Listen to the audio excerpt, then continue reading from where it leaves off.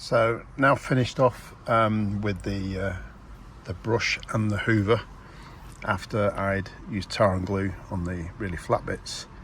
It works better, I found, spraying the tar and glue onto the microfiber cloth and applying it rather than spraying it directly to the panel, but either way it works. You just got to be a bit patient and fluff up the pile. I then got a clean microfiber cloth with hot water and a bit of washing up liquid, wrung it out so it was almost as dry as I could, and then give the wheel a good scrubbing to get rid of the remaining tar and glue that was on the pile. It does gas off because it has a property in there that's obviously some form of an evaporative chemical. And now this is the steering wheel.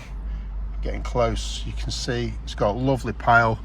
The colour's gone from grey to more of a black.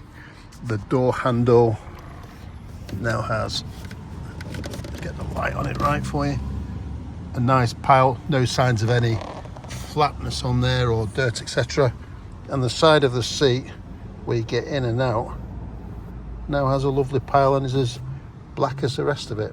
So really pleased with that, hope it helps.